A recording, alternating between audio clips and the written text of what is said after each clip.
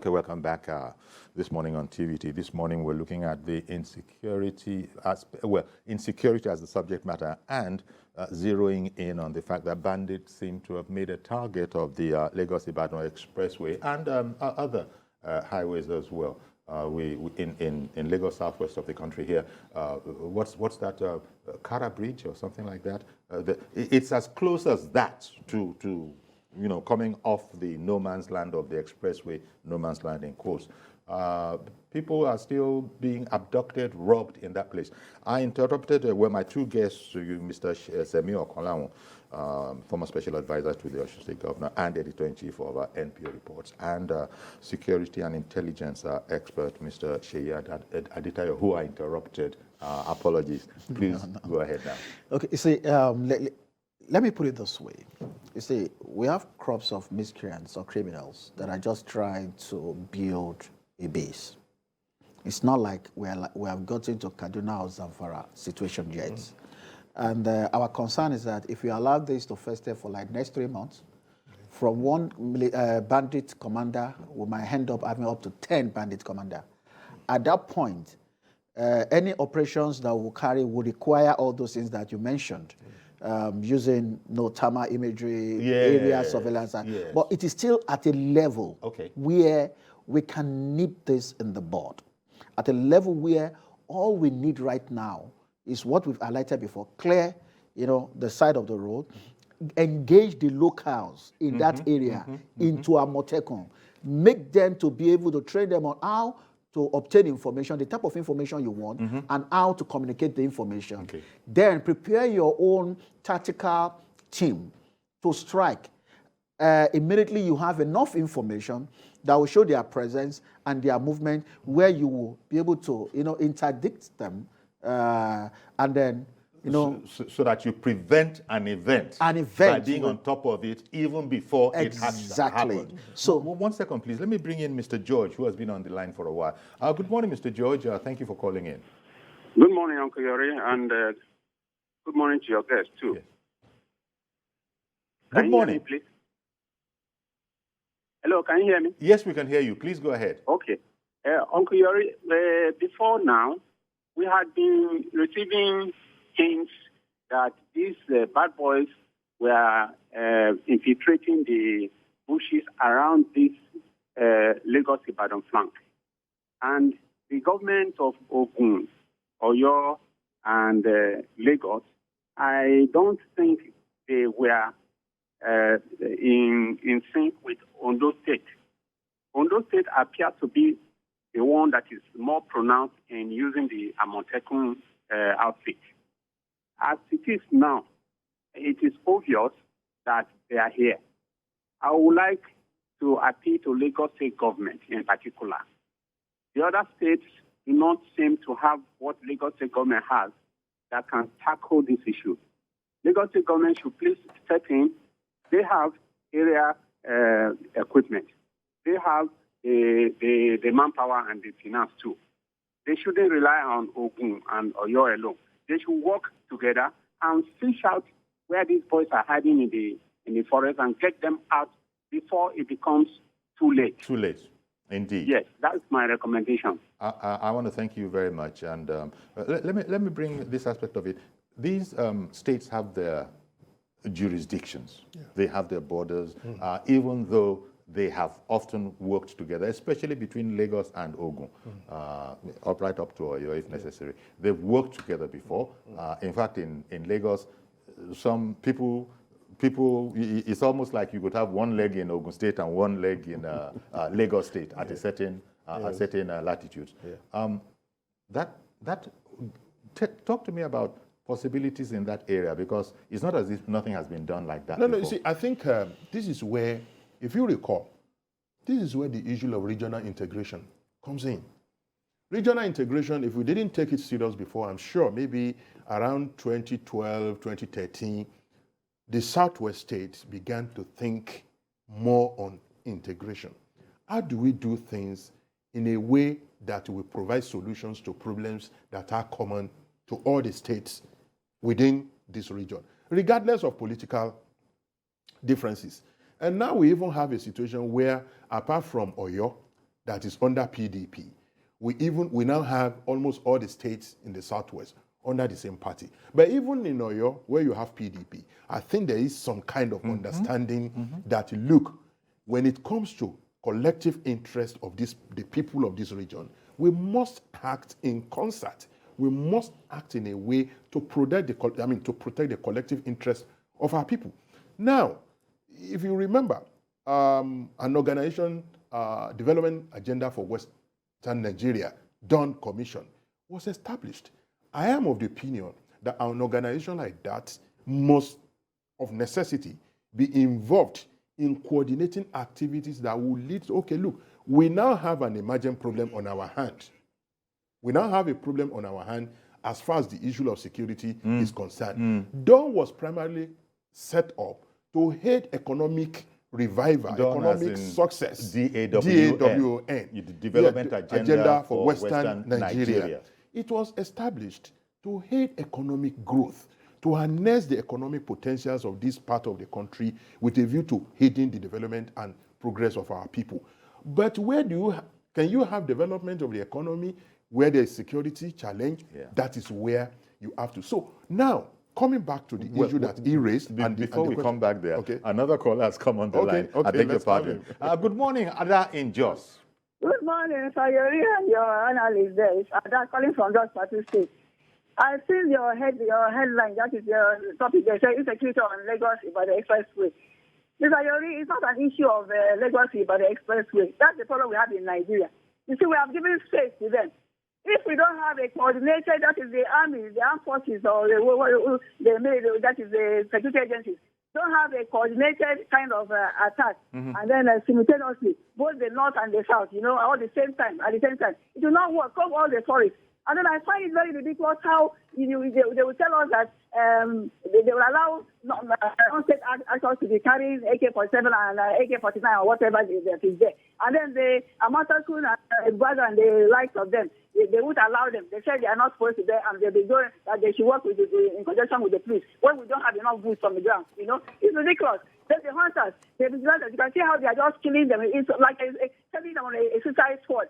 If the vigilantes and the hunters, all those people and all these established security guards, even the private ones, if they're allowed to bear the actual arms and then say this thing squarely, coordinated forms, simultaneously, I'm telling you, we force all of them out at the same time. But we're just placed in the gallery.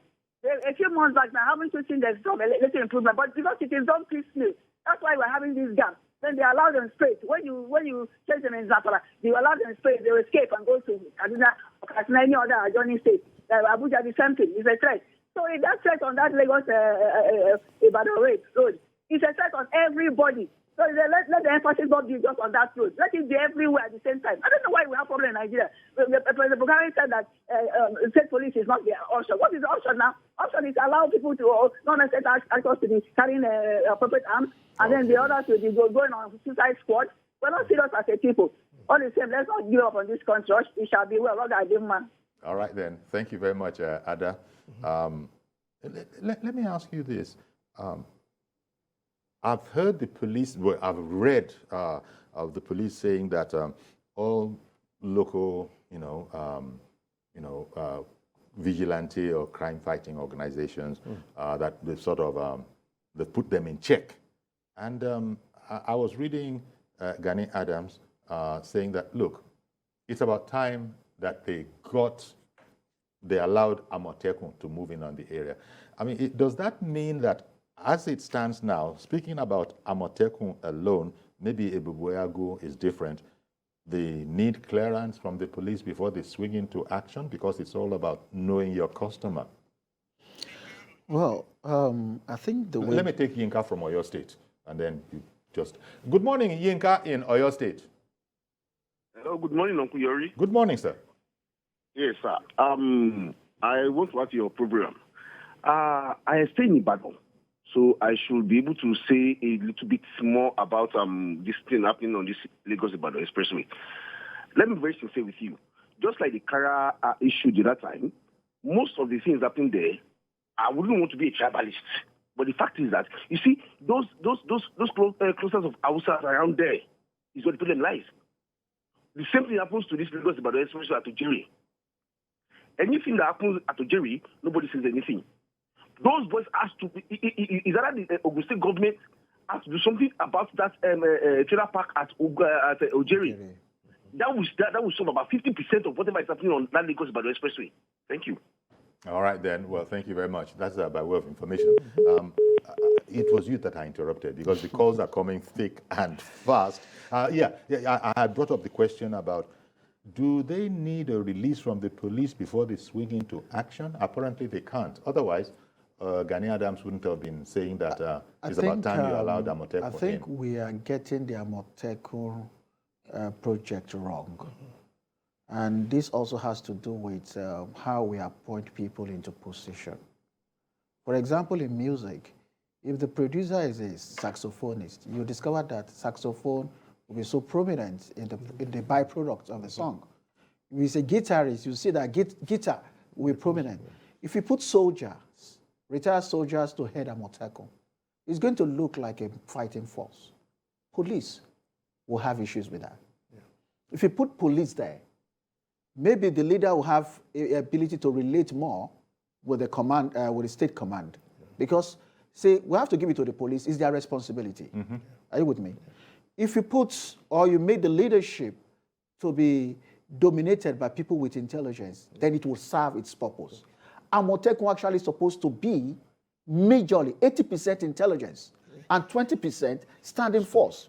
But what we are seeing today is 98% an agency that want to replicate the police. There will be issue with the police. And that is the problem we're having. We have this penchant for Major General retired to head anything we want to try and do. Mm-hmm. They were not trained for internal security. Due respect to their competence. Are you with me? You won't see in the US them using ex-military to do things that are meant for domestic operations. Mm-hmm.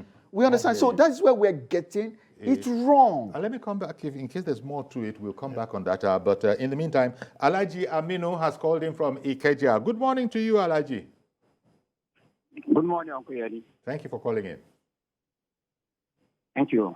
Uncle Yeri, sorry, my own contribution about this insecurity on the Ibadan Expressway is that please, we need to learn how to discuss about security in Nigeria. Because I have some way of understanding discussion about security the way we are handling it in Nigeria. When we are discussing about security in Nigeria, we are discussing it openly for all over Nigeria, all over the world, for everybody to be knowing this. We have our own soft target. Meanwhile, the insecurity, the terrorists have their own soft target to change their own way of targeting people. So, for my own part of view is that this thing, I experienced this in Adamawa State. I'm from Adamawa State, but I'm working in Lagos. I experienced this in Adamawa State. I experienced this in Maiduguri when the time of Boko Haram. When they planned that they want to attack social local government today, if like Nigeria Army take their own way of like the talent, they will transfer to another local government. So when we are to discuss about the expressway here, we need to be extra careful to discuss about different parts of Lagos again. I'm just saying this thing for everybody like to just reason it very well and think. Because we have issue with our Nigeria police, we have issue with our Nigeria army. Why I'm saying this is that there is some part of insecurity attack that's happening in Nigeria that is our security is involved inside the attack. I can even measure a lot of attacking that happen from Damboa to Maiduguri, from Chibok to Damboa. That our security that involved inside the attack. Meanwhile, they put it as the way of the terrorists, they are the one that attack our security. See, we need to learn how to discuss insecurity in Nigeria. We need to learn how to handle our insecurity in Nigeria. Thank you. That's my own contribution, Uncle Eri. Thank you very much, Alhaji Aminu, calling in from Ikeja. There's also the issue, perhaps, of maybe that will be the work of intelligence. Do we actually know who these people are? People are speculating. We are just taking the clues that we have. So I heard people speaking in a certain language, even though they were. All of that is fine by way of preliminary evidence. But are the authorities able to tell us anything? Because when you know the nature of your enemy, surely you can be a bit more effective about him. Yeah, you see, where that becomes very difficult in profiling, I mean, on ethnic basis is this. Nigeria is Nigeria. People can come from Kano, from Jigawa, from Samvara, and live in Ogere, right? And constitutionally, you cannot stop them. But from accounts of people who have been victims, they will tell you that they will speak this particular language, they speak that particular language. But at the same time, you also know that many of the people that we are talking about, perhaps having spent if a Yoruba man spent a lot of years in Kano, he speaks Hausa Fluently. 1 year that I spent in Jigawa State, I picked some form of Hausa language. So if a man that is operating in Yoruba land, perhaps been living in Mowe, Ibafu, and other for the past 5 years, he will be able to speak some Yoruba. And so when you listen to the account of people that have been released, people who have gone there and come back, they tell you that these people, they speak this particular language. And so the profiling begins. But don't let us forget the possibility. Which is not always helpful. Oh, I yeah. think that is Yeah. that the Yeah, point? yeah. Crime is crime. See, it is helpful. It is and helpful. I'll tell you why. Yeah, sorry. It is helpful in the sense that, okay, you are able to arrive at a particular conclusion that, okay, if a preponderance of opinions are pointing to the fact that when people come out of the den, what they tell us that this is a language, And it's consistent. And consistent. But one thing I must also point out at this stage is that we must also not forget the possibility of sabotage among your own people. Don't forget that every crime is a crime. And people, whether in Yoruba land or Hausa, in Igbo, in Fufu, there are criminals. There are criminals from Yoruba land. So if there are some people who are from certain part of the country who have taken position to commit crime in this part, and then they are able to recruit the locals into their scheme, of course, you will find Yoruba people who are collaborating with them. And I'll give you an example. At a time between around Bongon and all that, sometimes, there were some people that were kidnapping, and people say, oh no, they are Fulani. But at the end of the day, a time came when some people were arrested, and they turned out to be indigenous. Of course.